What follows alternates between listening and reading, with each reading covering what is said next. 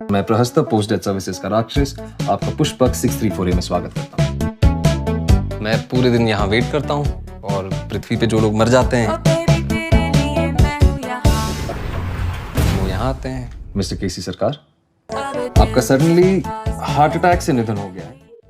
मैं हमेशा की तरह YouTube स्क्रॉल कर रहा था और मुझे मिला कुछ interesting. That was cargo movie 2019। Thumbnail के कैप्शंस काफी ज्यादा कैची थे। मैं समझ गया था कि इस मूवी में कुछ ना कुछ तो इंटरेस्टिंग है। फिर क्या, मैंने विकी को बंद किया और जाकर उसको देखा और वाकई में ये बहुत अच्छी मूवी थी। और हाँ, मैंने थंबनेल के अंदर कुछ भी गलत नहीं लिखा है। इसके अंदर सच में ग्रिम रीपर है और वो भी साईफाई वाला। एशियन कल्चर्स में ये माना जाता है कि जिंदगी बस खत्म नहीं होती। अगर कुछ खत्म होता है तो वो होता है हमारा शरीर। जब हमारी आत्मा बच जाती है तो उसे हर बार नए शरीर में डाला जाता है। हमारे देश में तो फिलहाल काफी सारे कल्चर्स हैं जहाँ पर आत्मा ले जाने वाले लोगों को यमराज कहा जाता है। जापान में शिनिगामी और कोरिया का नाम मुझे पता नहीं है ग्रिम रीपर को क्या बोला जाता है वहाँ पे। लेकिन इंडिया से ज्यादा कोरिया या जापान के ऐसे ड्रामाज होते हैं जिनके अंदर ग्रिम रीपर या फिर यमराज होते हैं।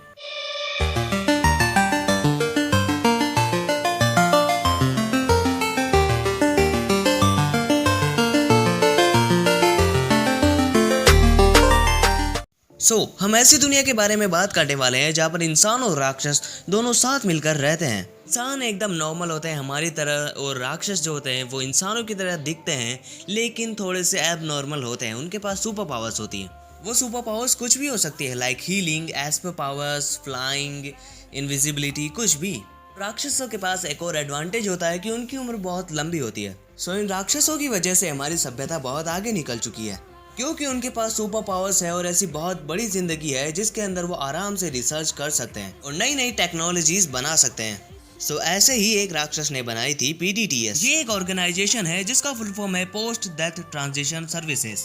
ये ऑर्गेनाइजेशन करती है ग्रिम रीपर वाला काम। वो आत्माओं को लाएंगे, उनकी यादें मिटाएंगे और उन्हें नई जिंदगी के लिए भेज देंगे। और ये सब काम पृथ्वी पर नहीं होता है बल्कि स्पेस में होता है, जहाँ पर पुष्पक नाम के कई सारे स्पेसशिप्स होते हैं। वहाँ पर एक एक करके बॉडीज को भेजा जाता है और उनकी मेमोरी मिटाकर उन्हें वापस पृथ्वी पर भेज दिया जाता है एक नए जन्म के साथ।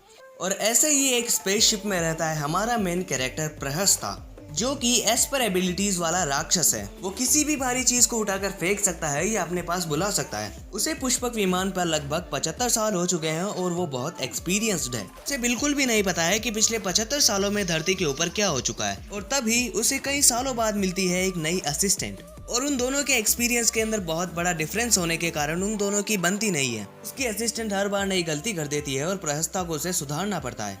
लेकिन समय सब कुछ ठीक कर देता है और उन दोनों के बीच में बनने लगती है।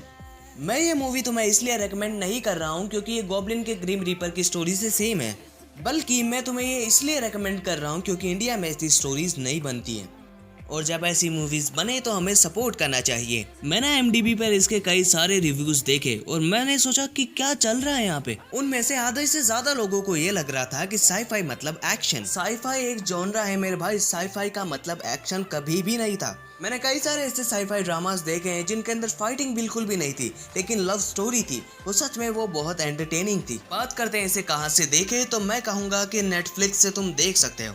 अब बात करते हैं मेरी रेटिंग की। मैं इसे 10 में से कितने देना चाहूँगा, तो मैं रेटिंग्स के अंदर इसे देना चाहूँगा 10 में से 7। कोर्स ये बहुत एंटरटेनिंग थी। इसके थीम के साथ इसका म्यूजिक भी मैच हो रहा था, इसका कॉन्सेप्ट भी गजब का था। लेकिन मुझे नहीं पता इसमें ऐसा क्या मिसिंग था जिसकी वजह से मैं इसे मास्टरपीस, एक्सीलेंट या फिर वेरी गुड नहीं बोल पाया। लेकिन फिर भी मैं ये कहना चाहूँगा कि इसकी एंडिंग ने मुझे सेटिस्फेक्शन नहीं दी। मिलते हैं अगली वीडियो में, तब तक के लिए टाटा बाय बाय।